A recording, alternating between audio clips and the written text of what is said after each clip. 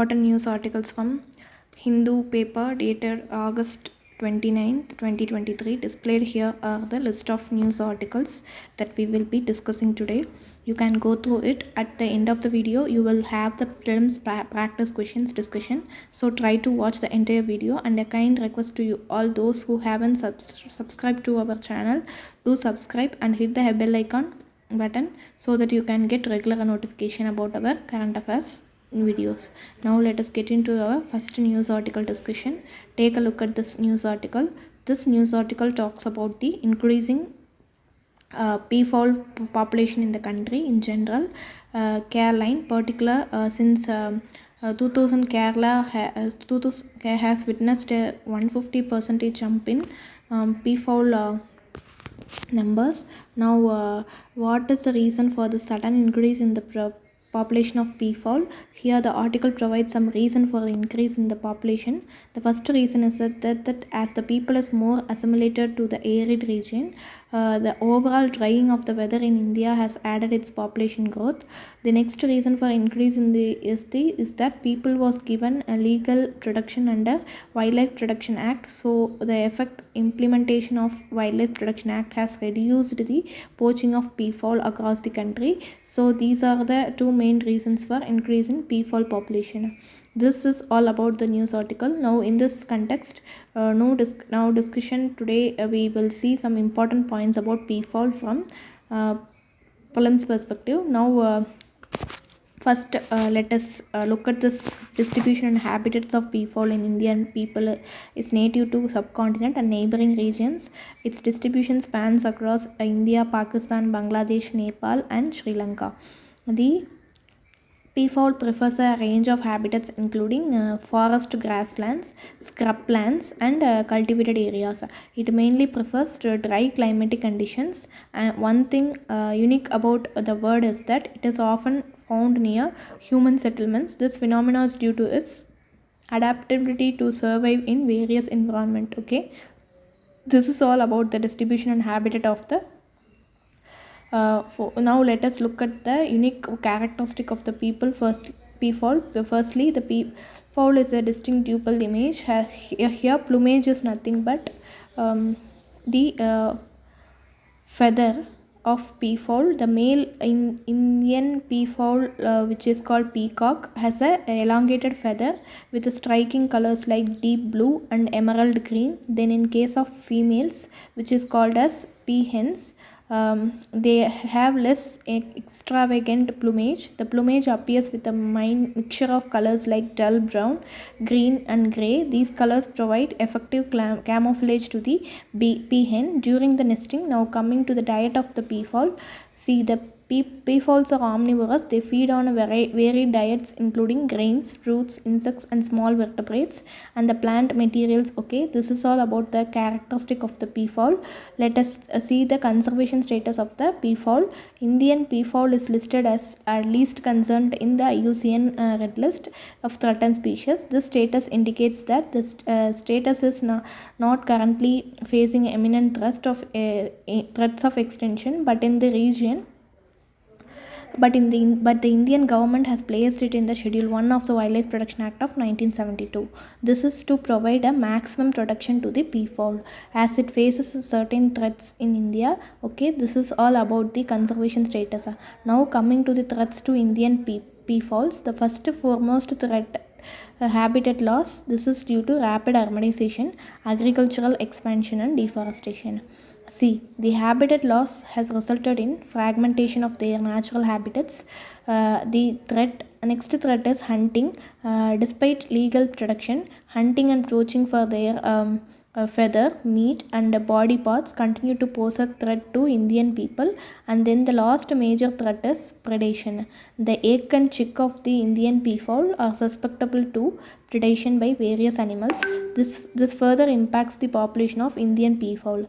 Okay, these are the some threats faced by Indian peafowl, and that's all regarding the discussion. In this discussion, we saw about the habitat distribution of the Indian peafowl, then about the unique characteristic of the Indian peafowl, and finally we saw some of the points about the threats and conservation status of the Indian peafowl. See, this topic is very much important for a prelims exam, so make another points of that we discussed. Now with these points in mind, let us move on into the next news article discussion. Now look at this editorial article. Here this article highlights the historic achievements of Indian athlete Neeraj Chopra at World Athletics Champion 2023. Recently, 2023 World Athletics Championship was held in Budapest, Hungary. In the event, Neeraj Chopra won a gold medal in German throw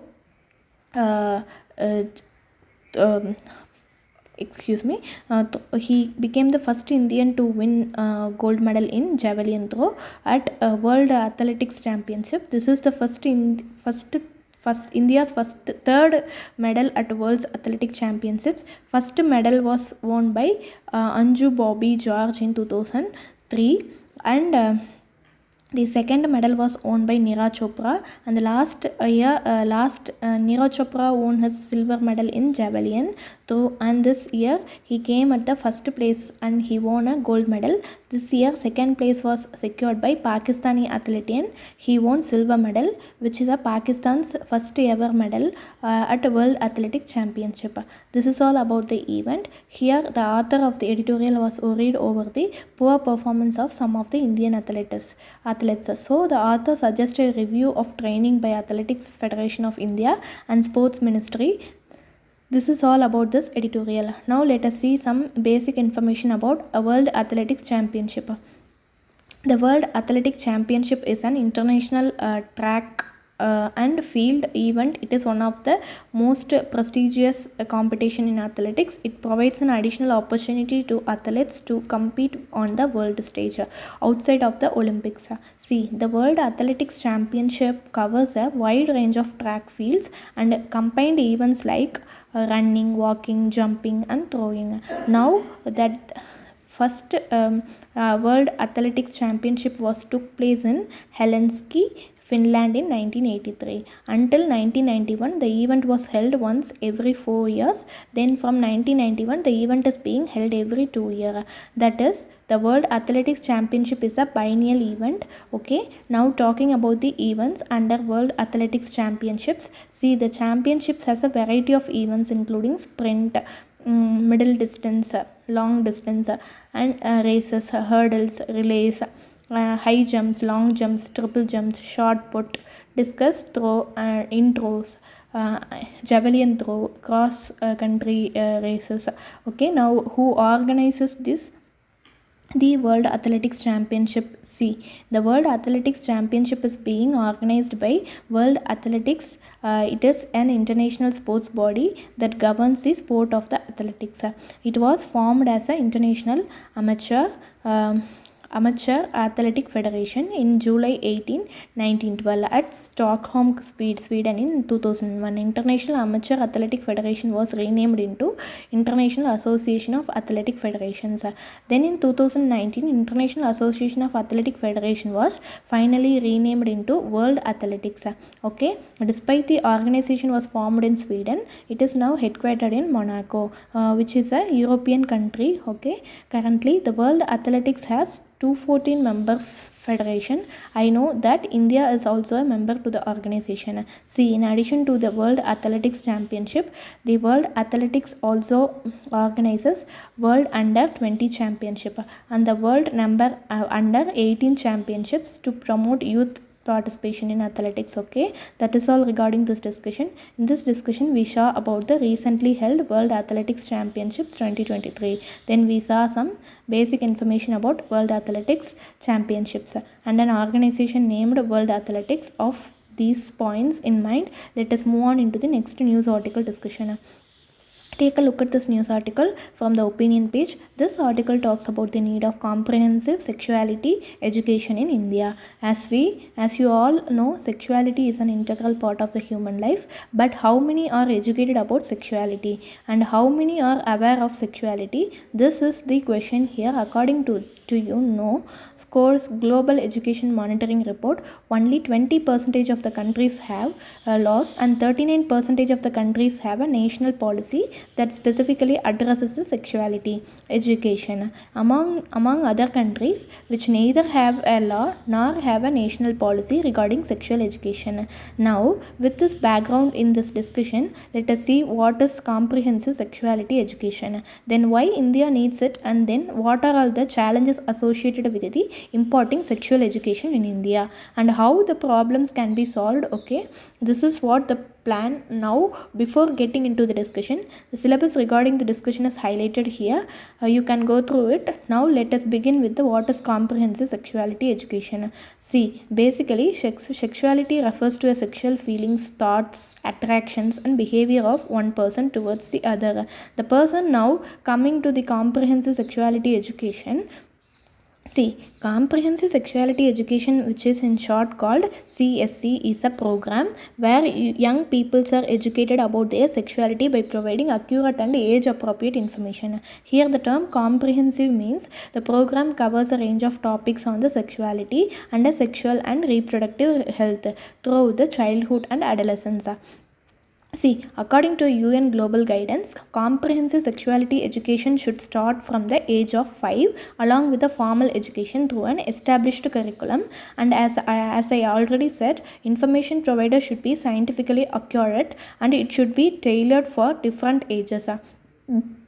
This means that young children will be taught about their body emotions, the basic principles of consent, and how to deal with violence, bullying, or abuse. Okay, so in simple words, comprehensive sexuality education is typically introduced at an age appropriate level and gradually built upon throughout a person's education until adolescence. Okay, this is all about the basics of comprehensive sexuality education.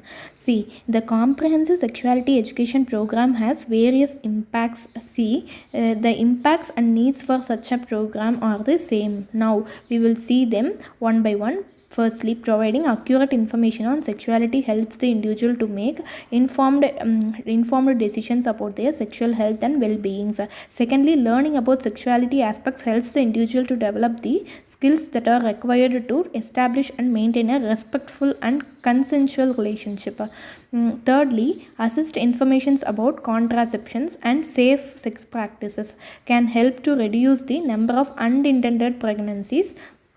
Fourthly, the sexuality education helps the individual to understand how sexually transmitted diseases and sexually transmitted infections are transmitted and how they can be prevented and treated. This will contribute to the reduction of the transmission rates, especially among the younger population. Fifthly, most importantly, sexual education can foster the respect for diverse sexual orientations, gender identities, and cultural backgrounds. So, sexual education promotes the inclusivity and reduces the discrimination and stigma related to sexuality. Apart from this, the sexual education counteracts myths and misinformation about sexual health, and it empowers the individual to set boundaries and to recognize the potentially harmful situations. Thereby, it helps in organizing and preventing sexual abuse, harassment, and exploitation. Okay, this is all about the need and impact of comprehensive sexuality education. Here, commute to India. See, India lacks such a proactive comprehensive sexuality education program, but it neither has law nor has a national policy with respect to sexuality education. According to the National Crime Record Bureau, 51,863 cases were reported under the Protection of Child from Sexual Offences Act, that is POCSO Act in POSCO Acts in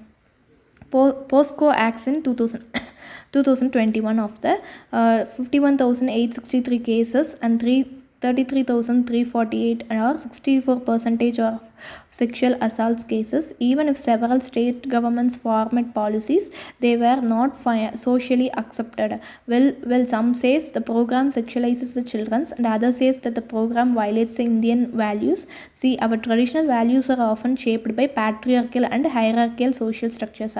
So that is the hesitation in the society to adapt to modern programs. So this is the first major challenges for India to impart the comprehensive sexuality education. In formal education, secondly, in this context of spokesman cases.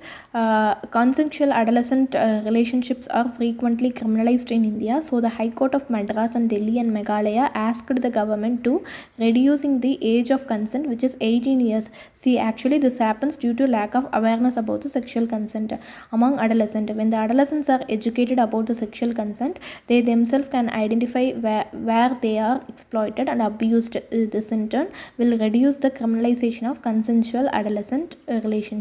Here, reducing the age of consent is natural required. Since even judiciary lacks this understanding, the push to comprehensive sexuality education remains a challenge in India.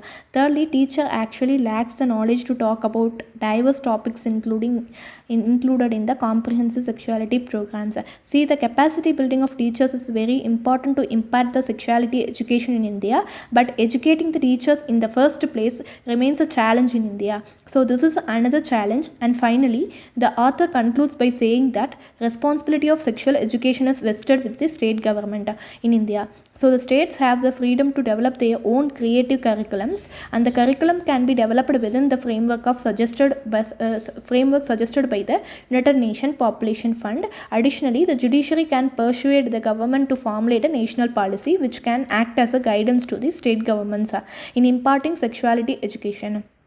And that's all regarding this discussion. This discussion is about what is comprehensive sexuality education, and then what about the need of comprehensive sexuality education, and then you saw about the challenges in imparting sexual education in India, and finally we saw some way forward to impart sexual education in India. So you can see these points while writing your mains answers. Now with these points in mind, let us move on into the next article discussion. Look at this news article here. Yesterday the Prime Minister virtually addressed the Rozgar Mela held in 25 locations across the country that addresses the stressed with importance of yoga to the newly inducted officials of Central Armed Police Force.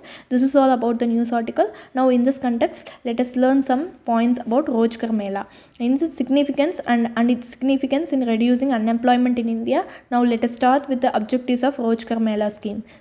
See, the main objective of Rozgar Mela is to provide employment opportunities to the youth all over the country. Basically, Rozgar Mela is a recruitment drive to hire 10 lakh personnel for 38 government ministries and departments. Now, we shall see what are the posts covered under Rozgar Mela. See, the selected candidates under Rozgar Mela will be appointed across various levels like Group A, B, C and C posts and non-gazetted post. The posts covered under Rozgar Mela include sub-inspectors, constables, lower divisions, clerks, stenos, income tax inspectors and so on. Union Home Minister also filed a significant number of posts in various central armed police forces. Okay, now moving on to say about training procedures under Rozgar Mela. See, the newly selected candidates under Rozgar Mela will be trained under Karma Yogi Paramba. It is an online orientation course for all new appointees in various government departments. The course will teach them code of conduct, guidelines on workplace ethics and integrity, human resources, policies, etc. Okay, now we shall see the significance of Rozgar Mela initiative. As we all know, India is aiming to become the world's third largest economy, but rise in unemployment rate poses a huge threat to this goal, as it leads to wastage of human resources. For example, 1% increase in unemployment rate reduces the GDP by 2%. Apart from this, as per the NSSO periodic labor force survey, India's labor force participation rates for the age group 15 to 59 is only around 53%. This means that nearly half of the working age population is jobless. So this much of unemployment rates potentially reduces the GDP now. In this scenario, Rozgar Mela helps the job seekers to learn about the job openings, and it also helps to apply for the jobs. On the other hand, the Rozgar Mela also helps employers to find the qualified candidates. By this way, Rozgar Mela can help to reduce unemployment and it promotes the economic growth. See, the newly appointed officers under Rozgar Mela will also help the government in implementing the government initiatives and schemes. So the government can better serve the underserved persons, and it also try to increase its GDP growth. So ultimately, Rozgar Mela ally say step towards the fulfillment of Prime Minister's commitment to employment generation, and the Rozgar Mela will act as a catalyst in the employment generation, and it will also provide opportunity to participate in national development. And that's all regarding this discussion. This discussion we saw about various aspects of Rozgar Mela, and finally we saw about the significance of Rozgar Mela in reducing the unemployment in India. Now with these points in mind, let us move on into the next news article discussion. Take a look at this new editorial article. As we all know about G20 summit in Delhi is able to commence next month, that is September 29. So the editorial here is written in this context. Only the territorial highlights a few steps that can be taken that G20 summit to tackle climate change. This is about this editorial. So no discussion today. We look at now the share of G20 countries in global carbon emission, then steps taken by the G20 countries to tackle the climate change, and finally the step that can be taken by G20 countries to effectively address the climate change. Okay, this is the plan. Now getting into the discussion, I have highlighted the syllabus regarding the discussion. You can go through it. Let us start our discussion by looking at the share of G20 countries in global carbon emission. See, the G20 countries includes most of the developed and developing countries of the world. G20 members represents around 85% of global GDP, over 70% of the global trade, and about 2/3 of the world population. As we all know, economy for most of the human history was fueled by fossil fuels. So the G20 countries, being economic powerhouse have significantly contributed to global carbon emissions and climate change. Look at this image. Here this image highlights the world's top 10 greenhouse gas emitters. In this top 3 emitters, that is China, US and India, contributes 42.6% of the total emissions, while bottom 100 countries only accounts for 2.9% of the global greenhouse gas emissions. See, the top 10 countries alone contribute to 75% of the global greenhouse gas emissions. Of these 10 countries, except Iran, rest of the countries are part of the G20. When we take all the G20 nations, their contribution to greenhouse gas emission is more than 80%. What can we conclude from this data? We can conclude that for a significant reduction in the global greenhouse gas emissions, the commitment of G20 nations is an utmost necessity, as they are major contributors. So, recognizing this, G20 countries for their part have taken some steps to combat climate change. Now, we look at the steps taken by G20 countries. The first major step is 2015 Paris Climate Agreement. See, G20 countries are part of Paris Agreement. As part of this agreement, the G20 nations have pledged to limit the global warming to below 2 degrees Celsius, about pre-industrial levels, with an additional effort to limit it to 1.5 degrees Celsius. Then many G20 nations have set emissions target to reduce their greenhouse gas emissions. For example, European Union has set a target of reducing its emission by 55% by 2030. Then in case of China, the world's largest emitter, it has pledged to peak its carbon emission before 2013, and it aims to achieve the carbon neutrality by 2060. Okay, this is the second major step. Then to reduce the emission, almost all G20 nations have invested heavily in renewable energy sources such as solar, wind power. This has increased the efficiency of renewable energy sources and reduces the cost of accessing the renewable energy sources. For example, Germany aims to produce 65% of electricity from renewables by 2030. So the investment on renewable energy sources is also seen as a step to combat the climate change. Fourthly, to ensure access to finance to adapt the green technologies, the world nations have set up the Green Climate Fund. This international fund supports the climate projects in developing countries, and it has received the contribution from various countries, including developed nations like Germany, UK, and so we can say that G20 member countries are supporting other nations to adopt green technologies. Fifthly, to ensure the collaborative efforts between the nations, the G20 nations are a part of United Nations Framework Convention on Climate Change, and they attend the Conference of Party Summits to tackle the climate change in future. And finally, to prevent the use of fossil fuels, many G20 countries have adopted the carbon pricing. For example, Canada implemented a nationwide carbon pricing system which includes both the carbon taxes and cap and trade program at the provincial level. This will incentivize the use of fossil fuels. Okay, these are the some of the steps taken by the G20 countries to combat the climate change. Now, commute in the specific information about senior for its part also taken various steps to combat climate change. For example, in COP26, which is held in Glasgow, India announced its climate action plan, which is often referred to as a Panchamitra five-fold strategy, outlines a set of goals aimed at addressing the challenge of climate change.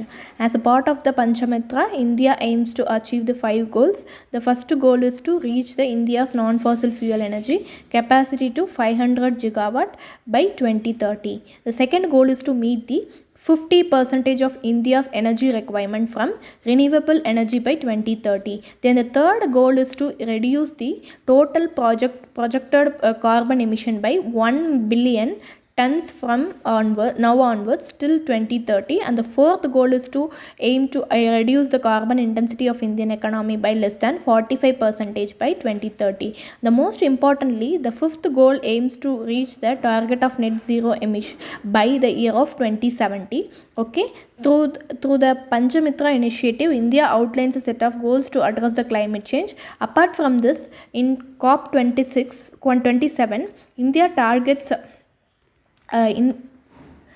India put forth LEDs, that is long term low emission development strategy. See, this is a roadmap to achieve net zero emission by 2030, and other than this, India has taken other steps to combat climate change. For example, in set up international solar alliance along with France at COP27 in France to promote solar energy. Apart from this, India has also announced its intended national determined contribution. Okay, these are the measures taken by India at an international level. Now coming to the domestic measures, India has announced various schemes like National Solar Mission, then FAME India's Pradhan Mantri Ujjwala Yojana, National Biofuel Policy, National Mission for Enhanced Energy Efficiency, and so on. These schemes aim to reduce the greenhouse gas emission and aim to combat climate change. Okay, these are some of the steps taken by India to combat climate change. Due to these efforts, India is the best performer among the G20 nations. For example, among G20 countries, India is the only one in the top 10 of the Climate Change Performance Index 2023. Okay, see, while India and other G20 countries are working hard to fight the climate change, they need to do more to achieve the goals of Paris Climate Conference. So the editorial suggests some 3 steps that can be adopted by G20 nations to fight climate change. The first step is that G20 nations must create a clear governance framework. See, G20 countries should work together instead of separately, so that the benefits are shared equally to work together. G20 must create a plan with clear-cut responsibilities. Individually, the nations can create interministerial councils to ensure the synergy while implementing the just energy transition. Here, just energy transition is the process of shifting from fossil fuels to renewable energy while giving necessary attention to social justice, inclusion, and equity. Here, the G20 nations can look at the South Africa model. See, South Africa has established the Presidential Climate Commission to implement the just energy transition. And finally, to measure the progress, the countries should not look at the traditional indicators like job created and economic growth, but also look at the type of jobs and then who got the jobs and how communities have become stronger with the time. So the G20 nation should take all this into consideration while establishing a global governance framework. Secondly, G20 nation must give due attention to sustainable economic transition. Sustainable economic transition will help ensure long-term economic stability, protecting livelihood and securing the public revenue streams. But for this to happen, the financial institutions must play a supporting role. The financial institutions must provide support for energy efficient technologies and low-carbon industrial process. In this aspect, the editorial highlights the example of green steel. The G20 countries represent a significant portion of the global steel production and consumption, so they can play a significant role in the adoption of green steel. Here, green steel is the steel production using low carbon emission technology. See, the production of green steel is a capital intensive, so the financial institutions can provide a targeted credit to aid the production of green steel. In addition to this, G20 countries must make a collective commitment to procure the green steel. This will ultimately decarbonize the steel sector across the globe. Like this, G20 nations can set forth the sustainable economic transition. And the final step is the G20 nations must ensure the transparency. Improved transparency and accountability are the essential components of successful energy transition. So the G20 can play a part by establishing a mechanism that discloses the relevant data related to energy transition. In addition to this, G20 can encourage countries to disclose the information about their energy transition plans, projects and strategies. This is particularly important for fossil fuel producing nations. This information will help in assessing the overall progress towards global climate goals. Okay, so these are the steps taken to prevent the climate change. Since India is hosting this year's G20 summit, it has the opportunity to talk to the other G20 countries about these ideas. If they agree, it could help find a good solution for climate change that lasts for a long time. Okay, that's all regarding this discussion. In this discussion, we saw about the share of G20 countries in global carbon emission, in steps taken by G20 countries to tackle climate change, and finally the steps that can be taken to address the climate change in future. Now, with these points in mind, let us move on into the next news article discussion. Now, let's take a look at the front page article. This article focuses on the observations made by Chief Justice of India regarding the impact of Article 35A. Chief Justice remarked that Article 35A of the Indian Constitution gave a special privilege to permanent residents of Jammu and Kashmir. At the same time, it denied the fundamental right to other residents of Jammu and Kashmir. The Chief Justice said that Article 35A violated the three fundamental rights of the Indian citizens. Okay, this is the crux of the news article. Now, in this context, let us first see about the Article 35A in general.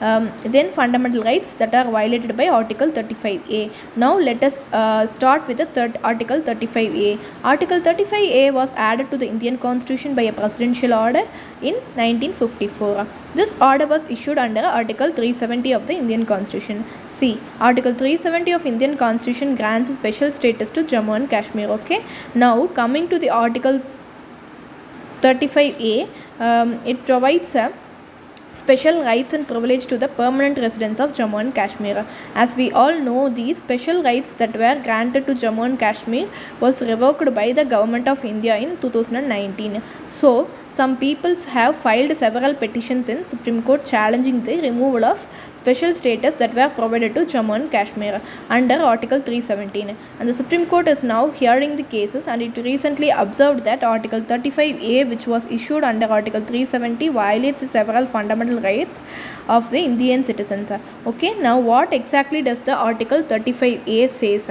The Article 35A says that peoples from outside Jammu and Kashmir cannot buy or own any immovable properties in Jammu and Kashmir, or they cannot settle permanently in Jammu and Kashmir.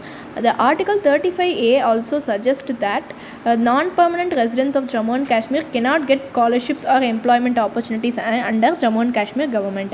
All these rights are only reserved to the permanent residents of Jammu and Kashmir. And above this, article says gives exclusive power to Jammu and Kashmir legislature to determine who are the permanent residents of the state. So because of these contentious provisions, Article 35A had faced many criticism. This is because of the differential treatment of Indian citizens on the basis of their residence. Okay, this is all about the Article 35A and its provisions. Now we shall see the remarks made by Chief Justice of India. So on Article 35A of Article 35A, the Chief Justice noticed that Article 35A violates the three fundamental rights. Now let us see the rights one by one. First one is Article 16. 1. See, this fundamental right ensured equality of opportunity for all the citizens in public jobs, but Article 35A violated the Article 16 by receiving public jobs only for permanent residents of Jammu and Kashmir. So Article 35A violated the Article 16, that is the right to opportunity for all the citizens in public jobs. Then the next article is Article 300. This article gave protection to the property of individuals against state actions. This article also violated by Article 35A because the property of non-residents in Jammu and Kashmir was not produced by the state under Article 35A. Okay, this is another one violation. And lastly, Article 191C. This article ensures the right to settle in any part of the country to Indian citizens. Article 35A also violates this article as it imposed many restrictions on non-residents of the state. It only gives a preference to permanent residents. Okay, so these are the three fundamental rights that are violated by Article 35A as per the Supreme Court observation. That's all regarding this discussion. This discussion we saw about Article 35A, then about the criticism of the Article 35A. Now with these points in mind, let us move on into the next part of the video, that is to discuss the preliminary practice questions. Today we have 3 practice questions. I will solve 2 of them and one will be a quiz question for you. Look at the first question. Here first 4 species are given. We have to find how many of them exhibit sexual dimorphism. Sexual dimorphism means the male and females of a species look different from each other. It is having two versions of the same animal. See, we can witness a noticeable difference in the male and female in the appearance itself. For example, in some animals, male might have bright colors or larger features than females. Now coming to the species, liner anglerfish, viewing spider, look, the images that you can see, female, male different from each other. So we can say that species exhibits sexual dimorphism. So the correct answer for the is option C, all 4. Moving on into the let us take up the second question. This question is regarding World Athletics Championship. Look at the first statement. It is conducted once in every 4 years. This statement is incorrect because the World Athletics Championship is conducted once in every 2 years. That is the biennial event. So the first statement is incorrect. Now coming to the second statement, Neeraj Chopra is the first ever Indian athlete to own a medal at World Athletics Championship. See, this statement is also incorrect because neither surprise nor second Indian athlete to own a medal at a World Athletics Championship. The first medal was won by Anju Bobby George in 2003. The second and third consecutive medals was won by Neeraj Chopra, that is in 2022 and 23. In 2022, he won a similar medal in javelin throw, and in 2023, that is a recent World Athletics Championship, he won a gold medal. This is the first gold medal for India. Okay, the second statement is incorrect because Neeraj Chopra is the second Indian athlete to own the World Athletics Championship. Now coming to the third statement, It is organized by Global Association of International Sports Federation. C. This statement is incorrect because the World Athletics Championship is being organized by World Athletics, which is an international sports organization. So all the three statements are incorrect. So the answer is none. D option. This is a quiz question for you today. You will post your answers in the comment section. Try to answer it and try answer question provided comment section. You can verify the mains question for your practice. So go through the question, write your answers and post it in the comment section. With this, we have come to the end of the video. If you found our video to be useful, do like, comment and share it with your friends, and don't forget to subscribe. Thank you for listening. Thank you. Have a nice day.